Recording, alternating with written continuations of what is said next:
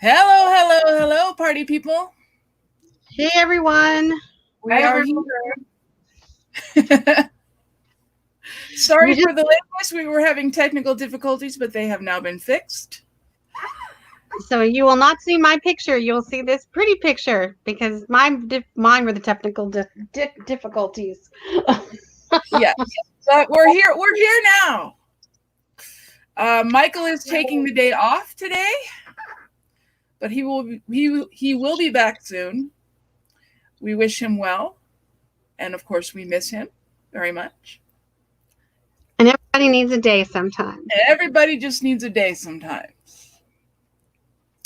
So today we will be talking about episode 10. Smoldering Children. Smoldering Children. Yes, this one, of course, is jam-packed with all sorts of information, as usual. We finally get some information that we've been wondering about for quite a while. But we get it basically starts, the very first scene starts in 1994, and this is basically the night before we have the school massacre. Right. Hi, BRT. Hey, BRT.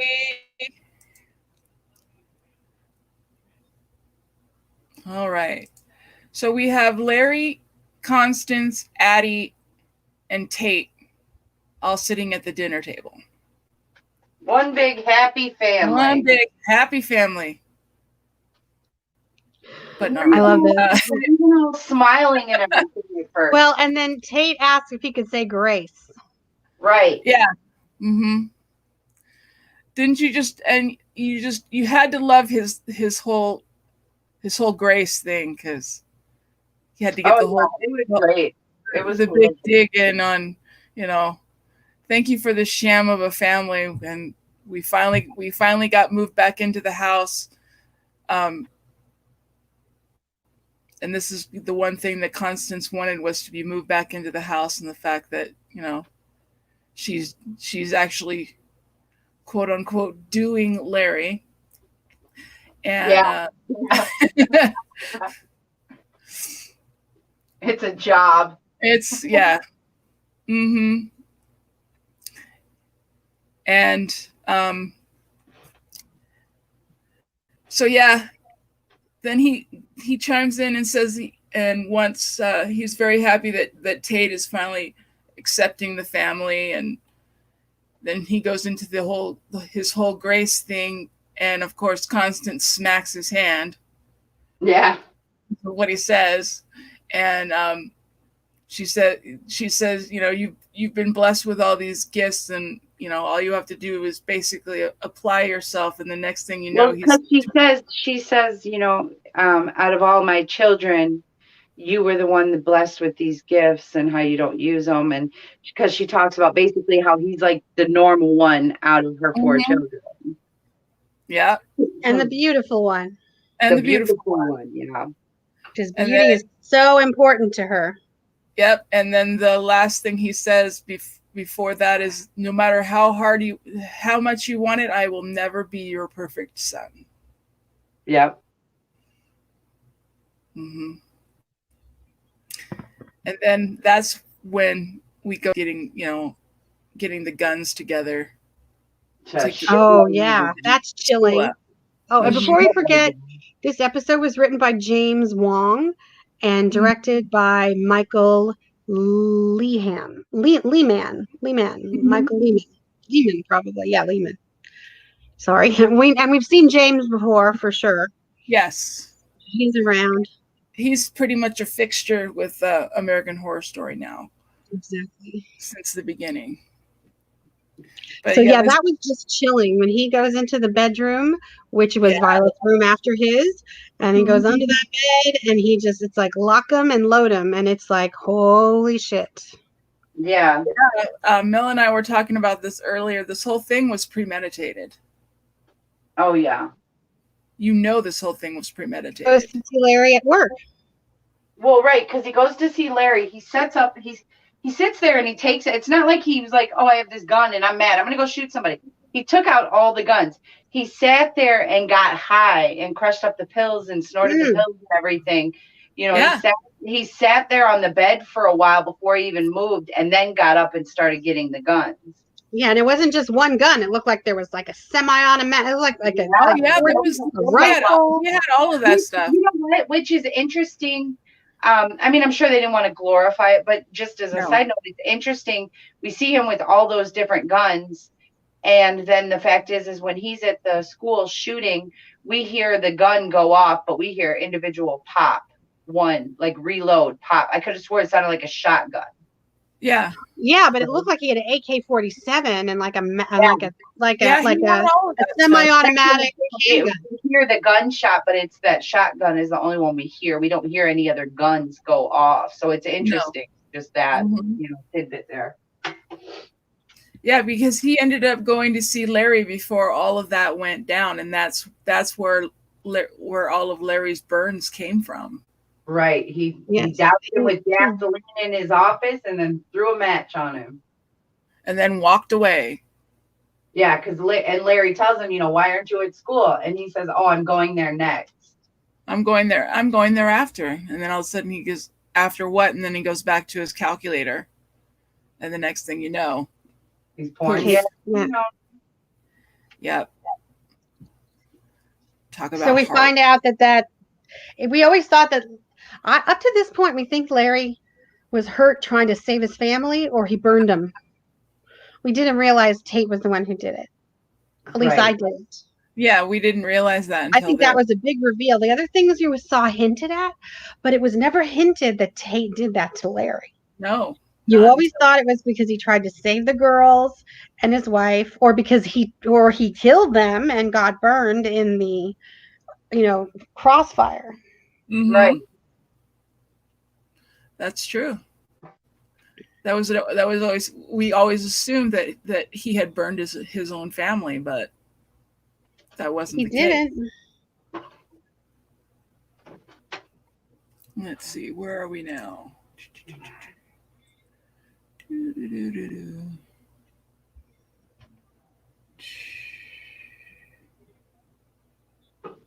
Oh, okay. The next scene, we have Ben going to the hospital to visit Vivian. To apologize like an asshole. Apologize for the fact that he's just an asshole. With his tail between his legs. Yeah. And she looks at him and said, "Why? Well, did Constance visit her? Was that last episode?" Yeah. That was last episode, yeah. Okay. She said, why would you even, did I miss? Okay, I'm behind. Oh, no, it was basically, I don't want you to now.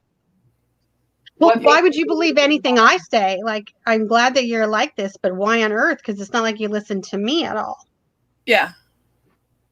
Because who did you finally believe? Because I know it wasn't anything that I said. Yeah. Because the only thing she wants at this point is for him to just go away. Right. Well, she wants him to get her the fuck out, and she wants to get the baby born, not in that house. Mm-hmm. Right. She told him, she said, "I'm not going back to that house." Well, yeah, because this is where she finds out that the babies have two separate fathers, because nobody had told her. So Ben was the one who told her. And she flipped out, and she looked at him, and he said, I thought Luke was the other baby's father. And she kind of looked at him, and she's like, "But I know it's not, and I know you were raped, and I've been such a disgusting pig," or whatever he was, and I need to take you out of here. Well, and then he actually asked her, it's like, "Do you remember anything about the man other than the rubber suit? Do you the voice?" He didn't speak then. It's like, what do you think I've been trying to figure out the whole time I've been in here, as far as who it is? Where did they get the suit? Where was Ben? Where was this? Why was all this happening? And that's what she told him. She said, "Where were you? What happened?" So yeah, she was visibly shaken by that, and any normal person would be, to find out that babies have two separate fathers. It's like, right. Well, and then just the revelation of knowing that means you're having a baby by someone who raped you. uh-huh. I know, So it's like crazy. Yeah. So then we get the detectives showing up at Constance's door, letting her know that Travis was murdered. Yeah.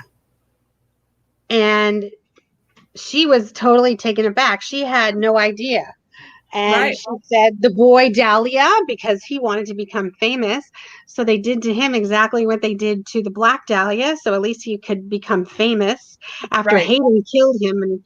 And they don't have any idea who killed him, but we do. Yeah.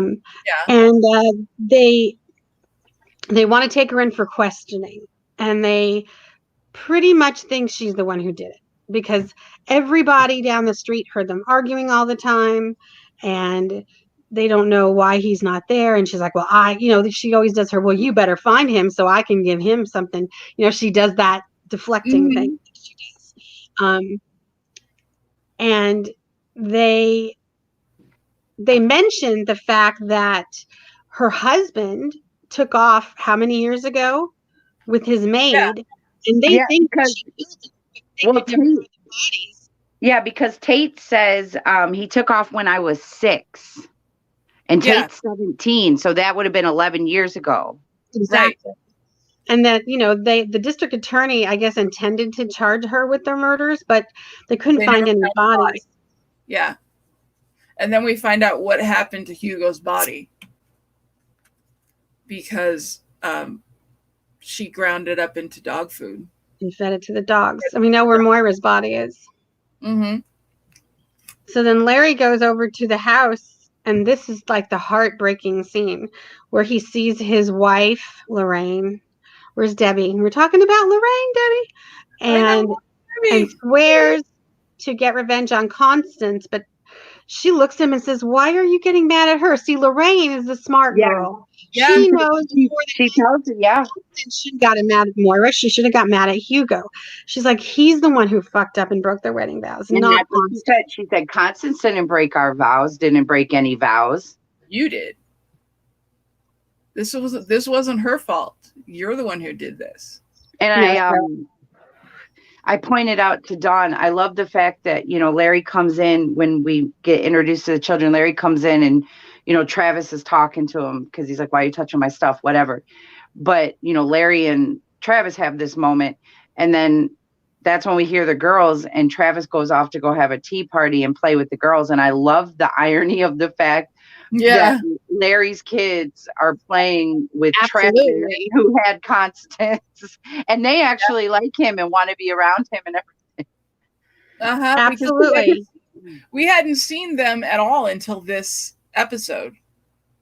Yeah, that they were burned, and they're in the house, and I don't know if there was. Wait, we haven't seen them burned, because didn't we see the kids when him and Lorraine were having dinner, and he said he was going to be with Constance? Right, we haven't seen the ghost kids. Yeah, right. Which brings up another question I had, because now we see the girls and Lorraine, and why are we seeing them as burn victims, not as their human selves? I think they want to show, they're finally to the point where they want to, this is what I always thought, they want to show Larry what they look like, what happened to them, and it's his fault. Well, right, because Larry says, or Lorraine tells Larry, she says, he's like, well, why am I just now seeing you? Why is this just when she says you're finally ready, or something like that? Or we wanted to, because he's been, I think he asked, I thought he asked in the very beginning, someone like, where are they? Why can't I see them? I thought there was something leading up to this where he's been coming down trying to want to face them, and he hasn't been able to see them. Right. And so I think that when they do show themselves, and maybe to everybody else, it's like a Moira thing. Maybe to like everyone else, they look fine, but they want to show their true selves to Larry because they want them to see how bad they look because of what he did to them. Yeah, that's a good point. Very well could be. It's just an idea. Could be any reason. Like why does no one in different people age or whatever. So then the next scene is ridiculous, because that's when Tate puts the suit back on and goes after Ben. Yeah. Right. And you're thinking, why is he attacking Ben? Like, what is the point here? And then obviously after the fight, you find out. But yeah, because I was kind of like, when I first saw it, I was like, why is he attacking Ben again? Like, he just said how, you know, he only did this for that and he doesn't want to upset Violet and all this stuff. So why is Tate going back to, you know, attacking Ben again in the rubber suit? Like, what? Who are you? And he knows whoever it is the rapist. He sees his face, and then he goes under, and he's like, the only reason I'm not killing you is because of her. Uh-huh. And then that's when he goes back up a bunch of pills and goes back to Violet and tries to get Violet to commit suicide with him. Uh-huh. Right. He brought up the bag of pills. Right. And she looked at him and she was like, what are you talking about? Why do we need to do this? What did he just... But then she agreed, but we find out she agreed because she wanted to get away from him. Because at first he goes up, he goes, your dad is planning on separating us. He's going to send you to a boarding school. And she says, well, it makes sense. She said, he sent my mom away. Why would I be any different? I just thought it was a little girl. And then this is when she runs away from Tate and she keeps running in circles. Yeah, through the house, runs out the door and back in. And she comes back and she comes back and she's looking at him and she's like, I feel different. I feel weird. What's going on? And he's looking at her. She said, did you drug me? Yeah. What did you do to me? You know, and he's got the pills in his hands. He's crying. He's like, just come with me. Let's just go be together forever. He's like, I have to show you something. He's like, then you can leave or do whatever you want. Just trust me. Once he knew she wasn't going to commit suicide with him.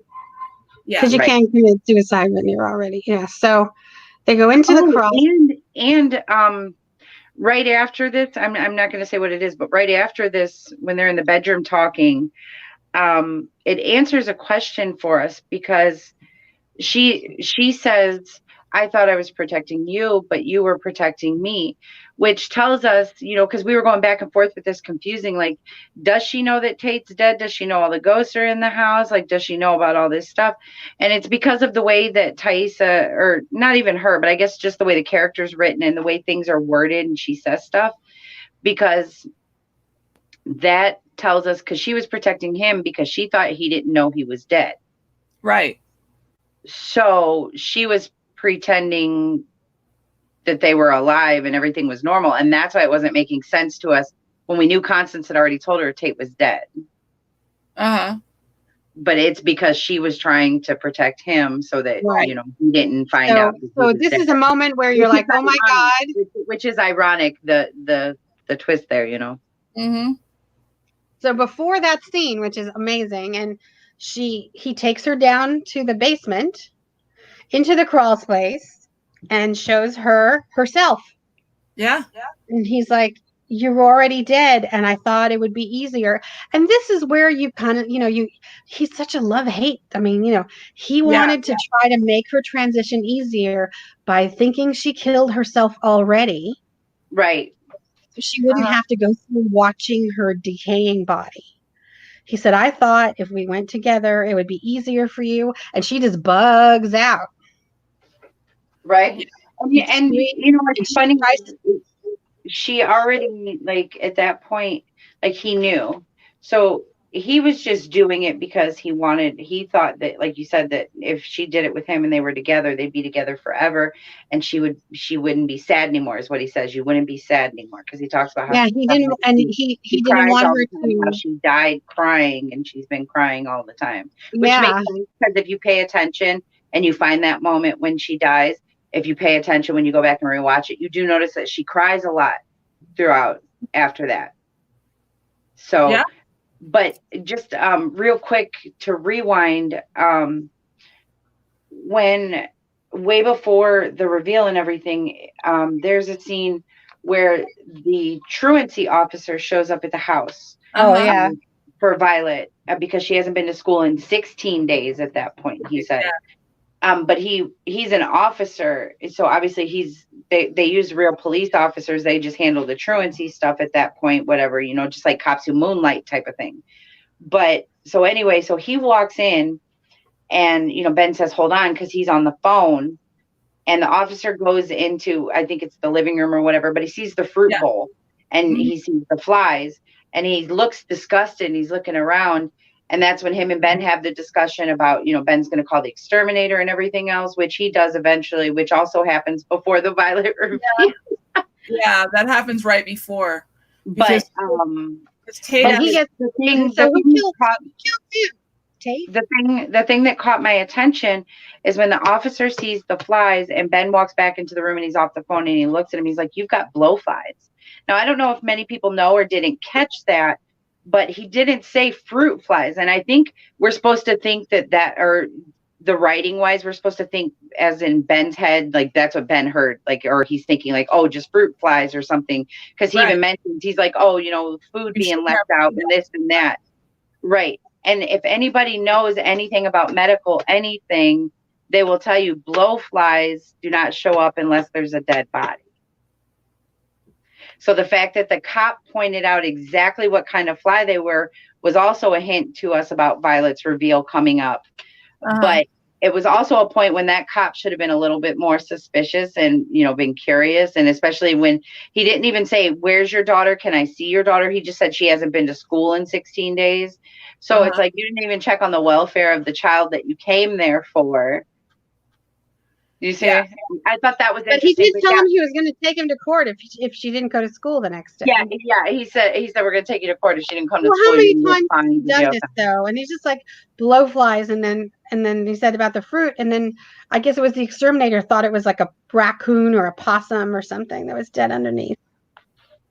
Originally, and he went underneath. But I believe blowflies. Oh, I don't know if this is they just put it in and they didn't explain it, but it's writing. But I believe blowflies only happen with a human corpse? Dead body.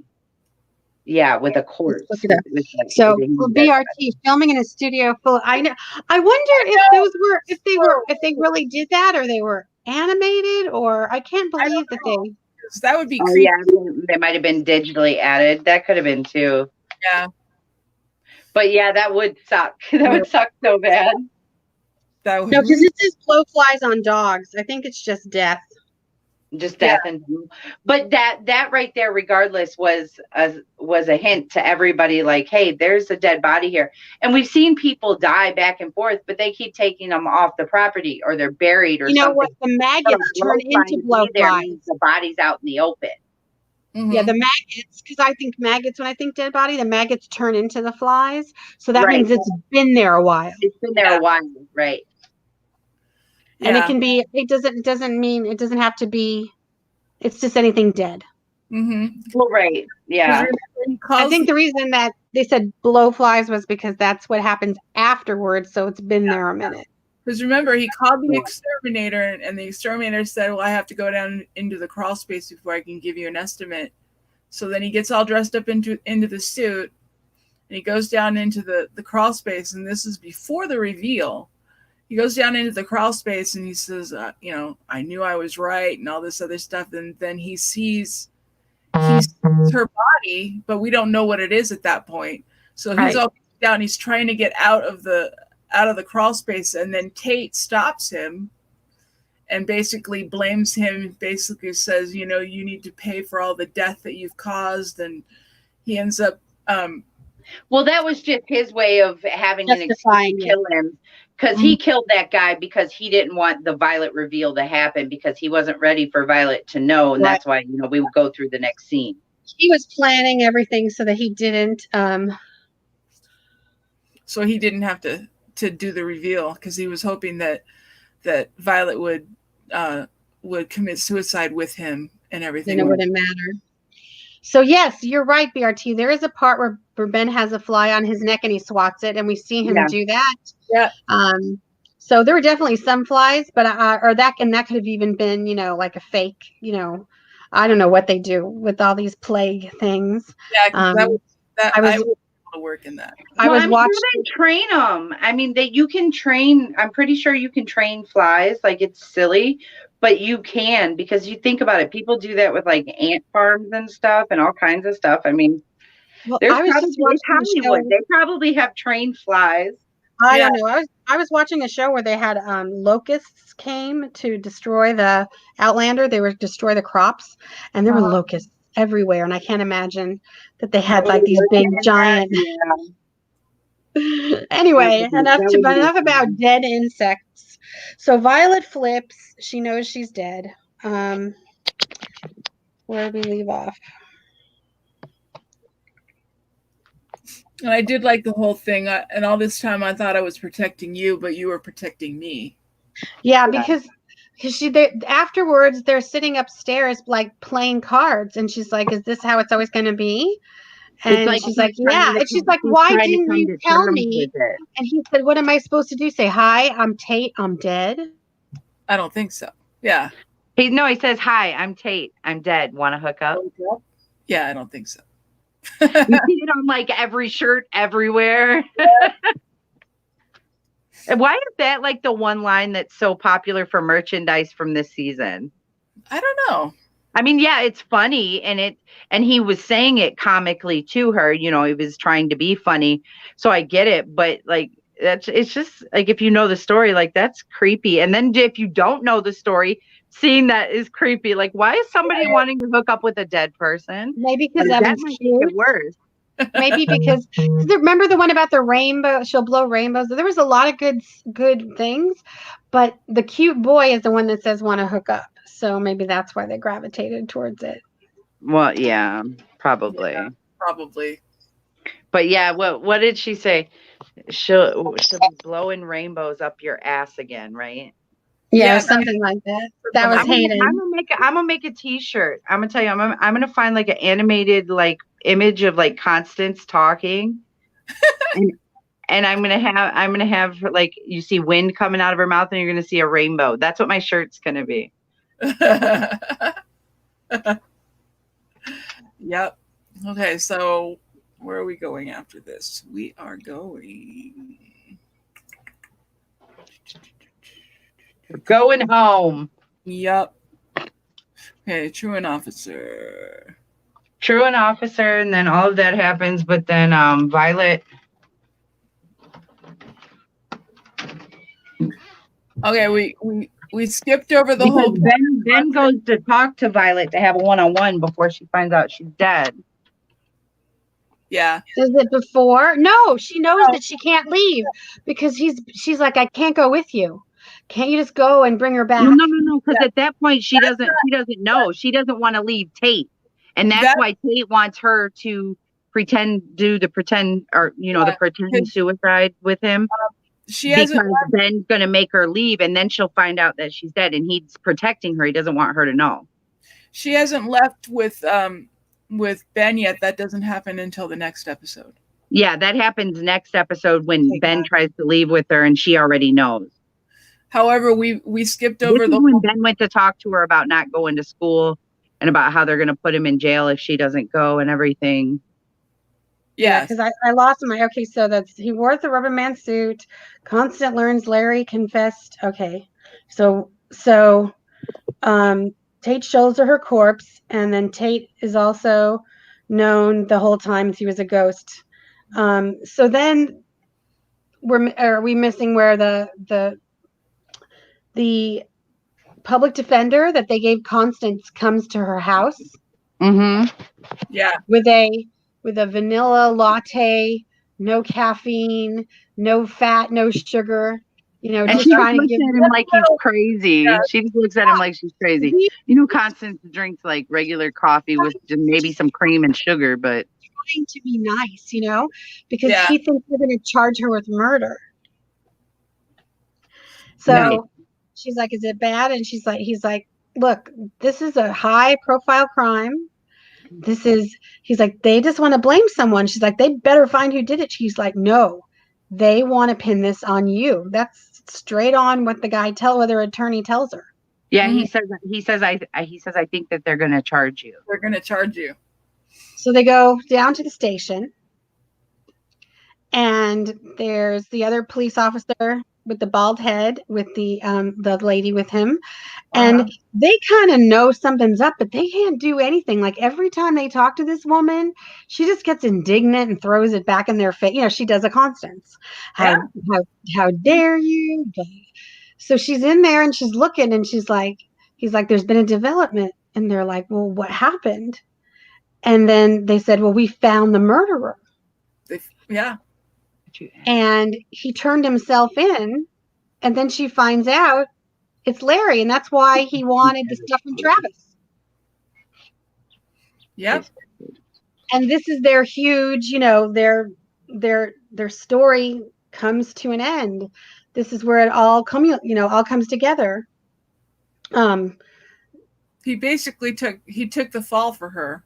Yeah, yep. He said, you know, I'm going to be in jail for the rest of my life. I was responsible for murdering my children and my wife, and I need to take responsibility for that. He wants to pay penance. But the only way he can do penance and take the fall is if Constance tells him she loves him. Yep. And of course she doesn't do that. No, I'm So he doesn't get her. He doesn't get probably at the cruelest she's ever been. Talk about cruel. Yeah. That's the only word for this. Here it is. The guy's going to be in jail for the rest of his life. He basically got you out of jail because he loved you. He's doing his penance. Everything. He said, I can get through this whole thing. Just say the words. And he puts his hand up on the glass.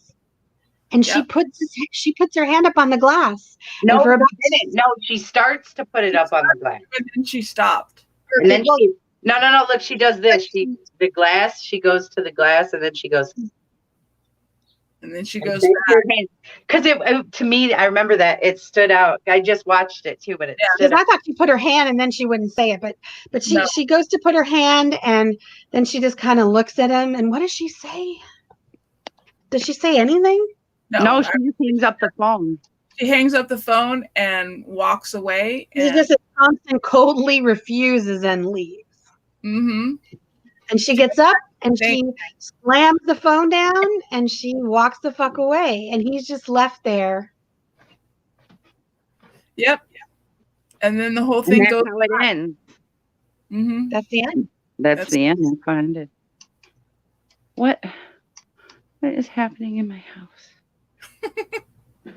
All the lights went off. No, the lights went off. But I gotta go flip the damn breaker. No, I felt like there was a lot that we got, but it was a lot of fill-in stuff, I think.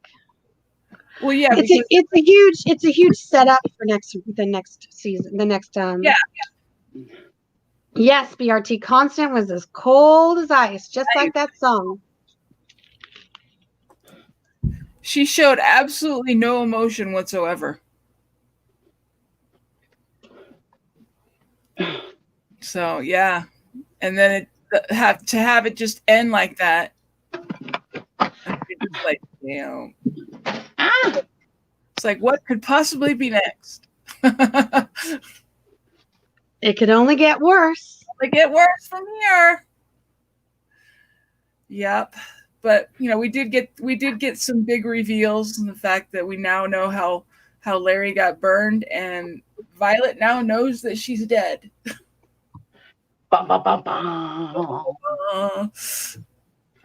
And she seems okay with it finally by the end. Okay with it, which is kind of creepy. Well, I guess she figures she was unhappy. She couldn't go to school. She's a cute guy. This is before she realizes what he did. She doesn't know what she's dealing with her parents' fucking drama shit in the background too. You never think about how all that affects her. Oh, I know. Because they're doing all this stuff. They're not telling her a thing as far as the decisions are concerned, and she's just supposed to accept it for what it is. Right. So I know that was probably a little shorter than usual, guys, but that's okay. Yep. It's Tuesday. It's Tuesday. It's Tuesday. And tomorrow's hump day. And it's April 1st. And it's April 1st. It's the first of the month. I'm going to sing that tomorrow for you. So, yeah. Yep. And now we get to start the. We're almost done with season 1. We got 2 more episodes for season 1. Yep. And then we get in, and then we get into Asylum, which is really hardcore. Which is really hardcore. That one's going to be really deep, but we're up for the challenge, I think. Don't cry. Don't cry. It'll be okay. Yes. And we're hoping Michael's going to be back here in the next day or so. Yeah, but like everybody can have a day off here and there. That's a lot of streaming, so we're all here, and there's always going to be somebody here every day. Yep. At 3:00 Pacific time, 5:00 Wisconsin time, 6:00 East Coast time. Yeah. Noon in Hawaii. But we do want to thank you guys for coming out. We really appreciate it. Yes, BRT, awesome. Great stream. You got to hang out with us all by yourself today. Because BRT is awesome. Yeah, BRT is awesome. Love him. You rock, Big Red. Yep. So, but we will be back tomorrow. We are trying to be your sense of normalcy in this amount of craziness that we're all going through right now. So we will be back tomorrow to discuss the next episode. And I'll probably have some random Facebook Live going up later. Oh, yeah. You guys, who's ever watching this afterwards, you should go to our Facebook page. Melinda is doing some crazy live shit, like going to the dollar store when there's an apocalypse, basically. Or, it's just, she does some funny stuff. So you should go check out. I'm gonna start titling them. I'm going to find something. I'm going to title it with one of the seasons from AHS each season, and I'll find something relatable to what I'm doing. Asylum's next, right? That one's easy. I got kids, man. Oh, maybe it's the next episode. Somebody mentioned the fact that you only find crazy people in asylums or something else. It's really interesting. Because all during this season, you get little snippets. Yeah. I think you get more in the next episode with, Croatoan. But it's like there's so many things that you watch in this episode. And I know Michael doesn't want to think that he was ever going to tie them in. But there's all these little things. No, that's not tying them in. That's just Easter eggs for the next season. And I think he did that from the beginning. Because think about it, you write a show, you give it to, what the hell am I trying to say? The company, the parent company and everything. Yeah. Studio, like the studio. You give it to them, they check it out. If they like it, they make the pilot. Then you run your pilot. If you get enough attention and viewership for your pilot, then they go ahead and you greenlight you for, more episodes, if not a season. And that's what happened here. But I think he already had these stories written. These are things, it wasn't something he just came up with and was like, let's make a show. Like, if you're going to make a show, you obviously have to have more in advance and know what you're doing. And because he knew. He says he does them at least 2 or 3, but he might have started with 6. Exactly, because he knew he wanted an anthology series. And now, think about it. Like, now he's going back and finding ways to connect them. Like, after 3, he decided that's what he was going to do. So he started, even though they were already written, then we start writing in different stuff or rewriting and dropping in hints here and there. Because even if, it's the anthology, he figured at that point, like I said, he wanted to connect them all. And lo and behold, then when you get to a season, you can drop things here and there and try to connect more things because, as it goes along. So it would make sense. Okay, so I guess you want to call them Easter eggs because you see, you hear things and certain words that they use that aren't necessarily a common word for something, but it's very specific. And you get a lot of it in the next episode. Constance did that a lot, I noticed, in this episode, or not this season, where she says specific things. Like, I know that she speaks very like an older, an older generation type of like Right. dialect, and I guess Like an old, slang a genteel old school Southern women. like a Southern belle, right? And but even still, some of the things she says, people wouldn't normally, even from that generation, still use Exactly. or say today. And she does. I notice that Constance does it more than anybody with little things dropped in, because it'll be an old word that means something else, or that also means this. But Yeah. we as a viewer, unless you know that word or something, you wouldn't know that. Mm-hmm. You know what I'm saying? So I notice they Right. drop a lot of that in, a lot of that. It's a lot there from the very. I mean, and then you go, oh, okay, because we had no clue. Well, yeah, because at the time we didn't know, when this whole thing came out, how he was going to be handling it. And look where we are now. Although, I mean, I started 3, went backwards, but I still didn't see it until I think later. most people didn't realize that, even with 1, as they were watching it, that the next season was going to be the way it was, only in the sense that people didn't realize this was going to be an anthology series until he was like, oh yeah, we're not doing Murder House again next season. Or, they didn't say that because the fans, for people who don't know, the first season is just called American Horror Story.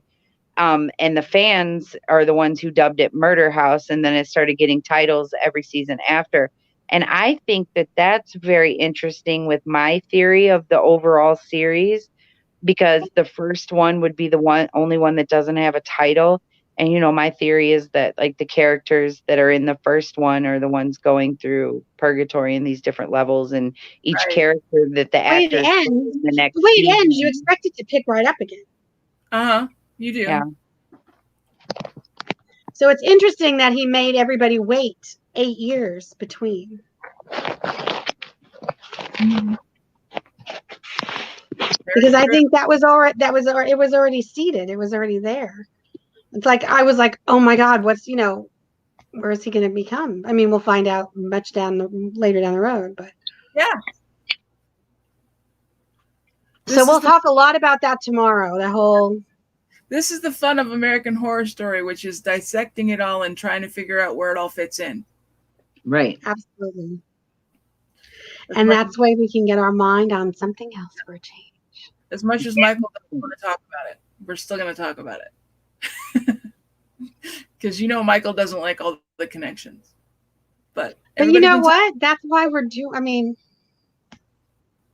But this is why we do this. They are. I mean, they're connected. There's no. You can't. I mean, everything in life, right? They say there's some form of 6 degrees of separation. 6 degrees of Kevin Bacon. Right. Yep. Exactly. Mm-hmm. Kevin fucking Bacon. Kevin fucking Bacon.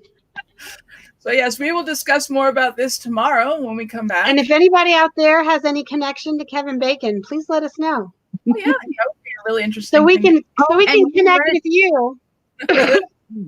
You guys, I wanna leave a little thought for our viewers too, because I know more people will obviously be watching this later. I want to know what the craziest thing you guys have done so far in quarantine is, and tell me what number day you are in quarantine, because everybody's at different days. So I want to know what day your quarantine is, and what's the craziest thing that's happened or you've done so far. Just like like hanging a sex swing in the middle of my living room or something. Ooh, exactly like that. Or taking some lube and making a slip and slide in the room with the swing, so you could like slide, get onto the swing or off. Amazon delivers every sex thing you'd ever want. Yeah. Hey, and Adam and Eve is promoting right now. They got 60. Oh God, they're 50% off. 60. Yeah. They went up again. They're 60% off. Plus, he gets a free gift. You get a free gift, and you get some free movies. Okay. So you guys let us know what your craziest thing is that you've done so far, and maybe we'll talk about it. We will talk about it. Yeah, we will. And you guys, I don't know if you know me, but I used to do that for work. So that's just always where my mind goes. And I know that industry right now is booming. Oh, yeah. Yes, they are. They are. It's All time right. for solo, couple, whatever you want to do. Mhm. Just like the scene where, because the one thing I did notice and I didn't mention, when Vivian was having the dream sequence a couple of episodes Yeah. back, and she was in the little black thing, and first she had Luke, and then she had Ben, and then she saw and she had the music on. I don't know Yeah. if you noticed, but when she stood up, she had a vibrator in her Yeah, hand. she did. I saw it. Oh, I saw it. she did. She totally did. I'm like, yes, you go, girl. Get it on. Uh-huh. No, All self right. care. That's the That's ultimate right. self care. Mm-hmm. That's right. All right, guys. So we will be back tomorrow to discuss the next episode. Please come and join us because you never know what you're going to get. Nope, you never know, especially when we're in charge. Ha ha. Channel, you never The know what lunatics have taken over the asylum. You guys know that song? It's a song from Bye, the B. 90s. Yeah. All right, guys. Everybody, take care. Make sure you wash your hands. Practice Yes, social thank you. distancing. Love you guys so much. Have a good night.